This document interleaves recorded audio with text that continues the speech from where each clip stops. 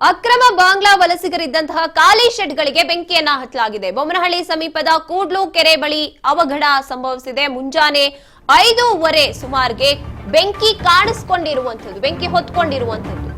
ಸುಮಾರು 50ಕ್ಕೂ ಹೆಚ್ಚು ಶೆಡ್ಗಳು ಬೆಂಕಿಗೆ ಆಹುತಿಯಾಗಿದೆ. ಬೊಮ್ಮನಹಳ್ಳಿ ಸಮೀಪದ ಕೂಡ್ಲು ಕೆರೆ ಬಳಿ ಮುಂಜಾನೆ 5:30 ಸುಮಾರಿಗೆ ಬೆಂಕಿ ಕಾಣಿಸಿಕೊಂಡಿದ್ದಂಥದ್ದು. ಸುಮಾರು 50ಕ್ಕೂ ಹೆಚ್ಚು ಶೆಡ್ಗಳು ಬೆಂಕಿಗಾಹುತಿಯಾಗಿದೆ. ಖಾಲಿ ಇದ್ದಂತಹ ಶೆಡ್ಗಳಲ್ಲಿ ಬೆಂಕಿ ಹೊತ್ಕೊಂಡಿರುವಂತದ್ದು. ಶೆಡ್ಗಳಿದ್ದಂತಹ ಸ್ಕ್ರಾಪ್ ವಸ್ತುಗಳು ಸುಟ್ಟು ಭಸ್ಮವಾಗಿದೆ. Electronic City, Hulimavu, Sarjapura, dairy ಸರ್ಕಲ್ನ ಅಗ್ನಿಶಾಮಕ ತಂಡ ಅಲ್ಲಿಗೆ ಆಗಮಿಸಿ ಬೆಂಕಿಯನ್ನ ನಂದಿಸುವಲ್ಲಿ ಯಶಸ್ವಿಯಾಗಿದ್ದಾರೆ.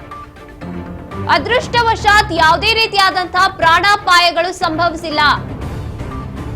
ಇನ್ನು ಪರಪ್ಪನ ಅಗ್ರಹಾರ ಪೊಲೀಸ್ ಠಾಣಾ ವ್ಯಾಪ್ತಿಯಲ್ಲಿ ಪ್ರಕರಣವನ್ನ ಕೂಡ ದಾಖಲಿಸಿಕೊಂಡಿದ್ದಾರೆ. ಯಾಕೆ ಹತ್ಕೊಳ್ತು ಬೆಂಕಿ ಅನ್ನೋ ರೀತಿಯಾಗಿ ಅವರು ತನಿಖೆಯನ್ನ ಕೂಡ ನಡೆಸ್ತಾ ಇದ್ದಾರೆ.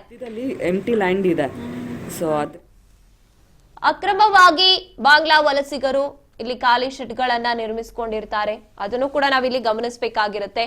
ಹಾಗಾಗಿ ಯಾರಾದ್ರೂ ಬೇಕು ಅಂತಲೇ ಏನಾದ್ರೂ ಸಮಸ್ಯೆಯನ್ನ ಮಾಡಿದ್ರ 5:30 ಸುಮಾರಿಗೆ ಬೆಳಗಿನ ಜಾವ ಆಗಿರುವಂತದ್ದು. ಇನ್ನು ಮೊನ್ನೆ ಕೂಡ ಬಿಡಿಎ ಅಧಿಕಾರಿಗಳು ಖಾಲಿ ಮಾಡಿಸಿದ್ರು ಶೆಡ್ಗಳಲ್ಲಿ ಇದ್ದಂಥವ್ರನ್ನ ಅಂತ ಕೂಡ ಅಲ್ಲಿ ಆಕ್ರೋಶಗೊಂಡಂತಹ ಜನತೆ ಬೆಂಕಿಯನ್ನ ಹಚ್ಚಿರ್ತಾರೆ. ಆ ರೀತಿಯಾಗಿ ಏನಾದ್ರೂ ಇಲ್ಲಿ ಆಯ್ತಾ? ಇದೆಲ್ಲವೂ ಕೂಡ ತನಿಖೆ ನಂತರವೇ ಗೊತ್ತಾಗ್ಬೇಕಿದೆ.